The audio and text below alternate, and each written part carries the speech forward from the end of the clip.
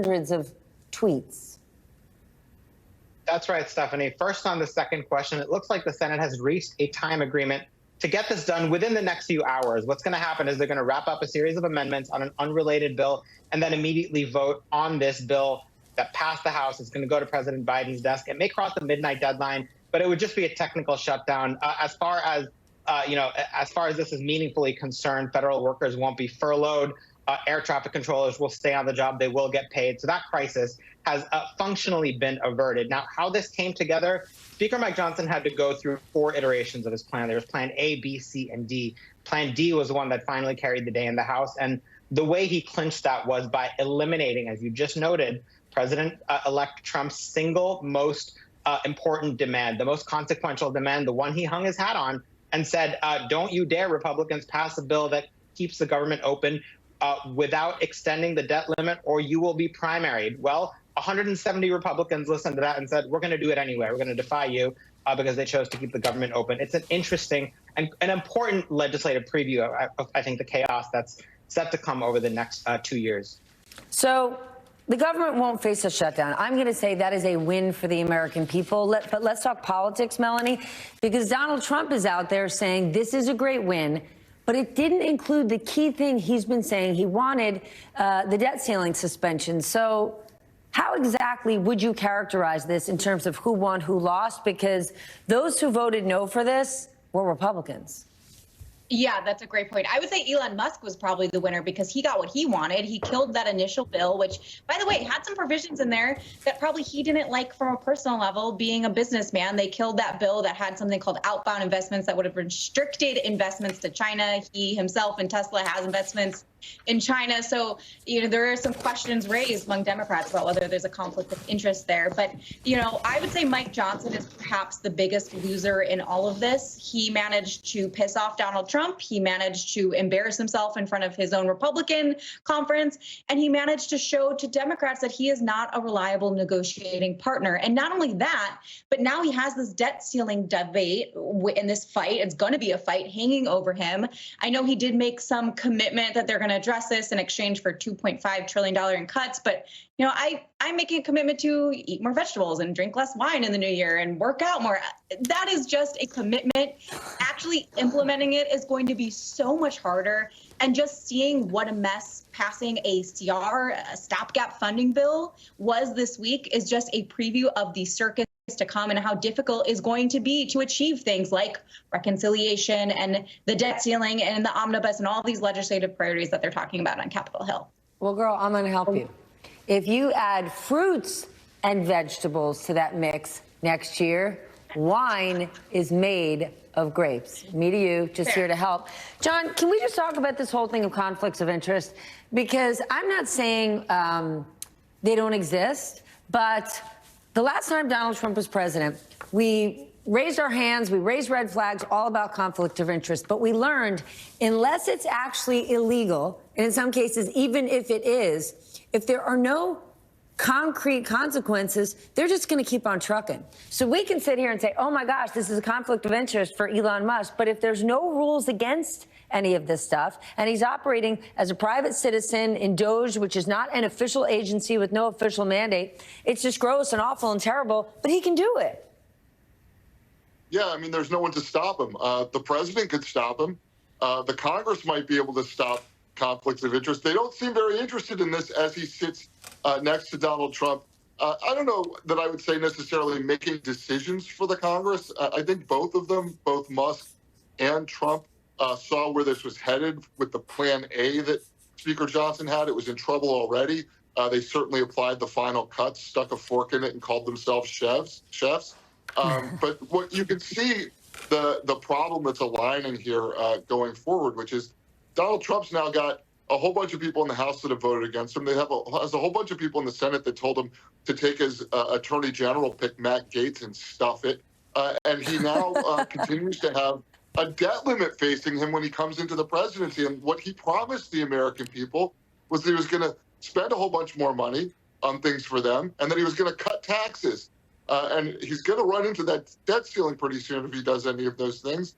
And some of these guys in the House are pretty hardcore about that debt ceiling staying in place because it's the tool they've used to screw their own speakers of the House and to also screw the Democratic Congress. So it should be fun to watch in the new year. The conflicts of interest, that's something that the American voters can weigh in on. They had a chance to do that in November, and they chose Donald Trump as their president, knowing full well some of the conflicts of interest that were surrounding him in the last administration. It was not the thing that was most important to them. I think what most voters care about is their own lives, and they care less about whether or not the president or his friends are benefiting from public policy. Yeah, and if you talk to the average person out there, they basically think all lawmakers are crooks. They're all criminals. What's the difference? Or at least corrupt. Quick reminder to our audience, though, it's not just lawmakers that are concerned about government spending and running up debt and deficits. The bond market. The bond market is acutely aware of how things are going. And if we proceed to have huge tax cuts and other things that only worsen the situation, it will not be good for markets. Sahil, do you think Mike Johnson's speakership is in danger? I mean, what a week he has just had. And it's not like he has a ton of experience in leadership. Until now, hasn't had a position like this ever since he's been in government.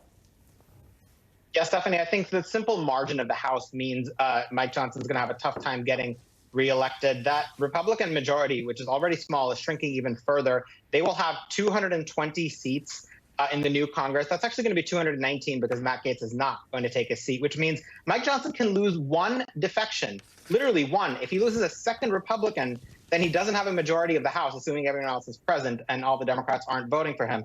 So his road from here to January 3rd is enormously difficult. And that's just the first thing they have to do, Stephanie. One of the things that Congress did here, yes, it averted a shutdown, but it also created a massive legislative traffic jam in Donald Trump's first year. They have to come right back to the table by March 14th. And Republicans, yes, they technically will control Congress and the White House. They still have to cut a deal with Democrats. There's no way they can get enough votes to do this on their own. And by the way, there's still the 60-vote threshold in the Senate, which Republicans are promising to preserve. There's the debt limit deadline coming up in mid-2025. There's all these cabinet nominees and personnel that they have to confirm through the Senate. And oh, by the way, they want to do a big reconciliation bill, major border security and immigration policy, maybe two, maybe a second one for trillions of dollars in tax breaks. They're going to do all of this next year with these margins. Let's see.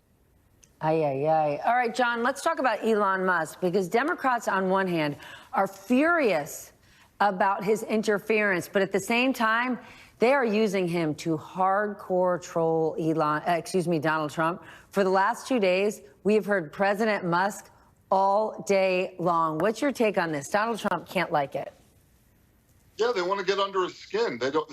I mean, they're looking at what's going on. Donald Trump is a billionaire. Elon Musk is the richest man in the world. You know, depending on the estimates, $350, $400 billion.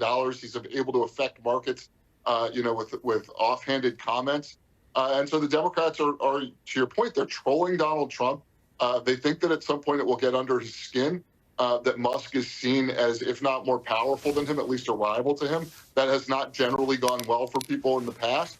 For the moment, it does seem to be going well. Trump and Musk are, playing their buddy act. It's not clear who's driving the motorcycle and who's in the sidecar. But yeah, I mean, I think the Democrats know that they can get under Trump's skin this way, and they want to do that as much as possible, see if they can help sow some division in a Republican Party that felt pretty united on Election Day and now is, what's the term they usually use about Democrats?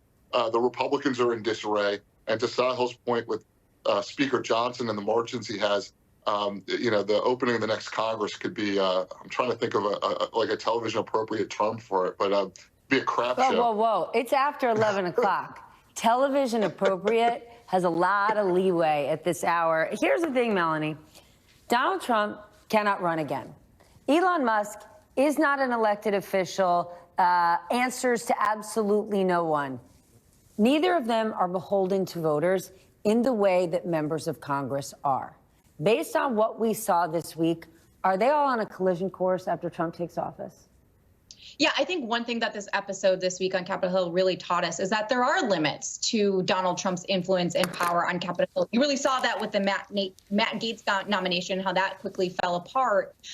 And even though Trump has been calling to primary some of these Republicans who voted against one of those bills earlier this week, the thinking on Capitol Hill is that, there's so many of them who voted against it. He can't primary all of them. A lot of these members have high name ID. They have their own sort of brands.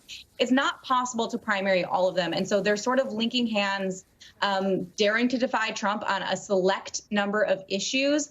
I do think there's going to be clashes, despite all, the ink that is spilled about how this is Trump's party and how Republicans have kowtowed to Donald Trump. I do think they are going to want to stand up to him because, to your point, Trump isn't going to be around for much longer, but they are. They're going to have to be here for much longer in Congress in a lot of cases. And they don't really love the idea of some of the things that Trump is floating about trying to run everything through executive branch and Congress ceding over their own power and no longer having power of the purse strings. I mean, these are really existential questions that they're wrestling with right now.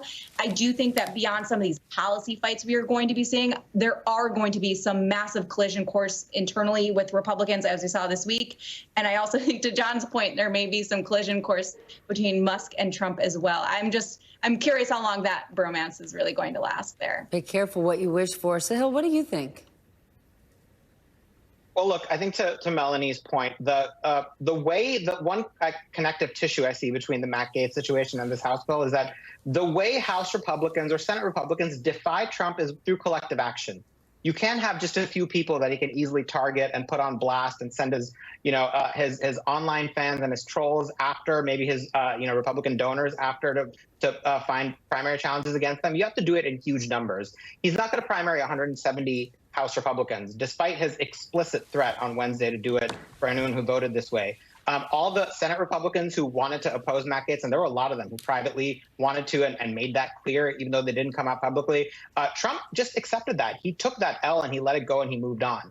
And I think whether Republicans recognize it or not, they just wrote the playbook for how to say no to him over the next year or two when they want to. It's amazing. For 6 weeks, everyone has been saying Democrats don't have a message, they don't have a mission, they don't have a man or a woman in charge, and holy cow, almost on the eve of Christmas, they found their footing. Can we talk, though, about the debt limit and what we're in for? Because Donald Trump wants to raise or abolish it. Oddly enough, most Democrats would love to get rid of the debt limit altogether. Of course, Trump wanted to get this done on Biden's watch. And Republicans who are really concerned about this are saying they will not touch it without spending cuts next year. John, what do you think is going to happen here? I think to what you said earlier, the total collision course. I think that Donald Trump is a heads I win, tails you lose kind of person. And the debt limit sounded like a great idea for him when it was difficult for Democrats. But as president of the United States, he understands that it will limit what he's able to do. This talk of cutting $2.5 trillion, in exchange for a debt limit vote later rather than now, seems like a pie in the sky at best. I don't know if it's the vegetables or the fruits or some of the wine in the punch bowl that Melanie's got over there, but definitely some sort of illicit or at least intoxicating material over there to think that you're going to be able to cut $2.5 trillion. Certainly, obviously not in a year. You'd have to rip up Medicare and Social Security to do that. So presumably over 10 years, but even that $250 billion in cuts a year from the federal government will anger the constituents of the Republicans who are voting for it. So, I just don't see it happening. What I do see happening is an ongoing fight between Trump and, interestingly, some MAGA-type Republicans in the House. You see some of these folks who are sort of Freedom Caucus, the hard right in the House, who largely agree with his base, being the ones that are holding the line on this. And it'll be interesting to see how that develops.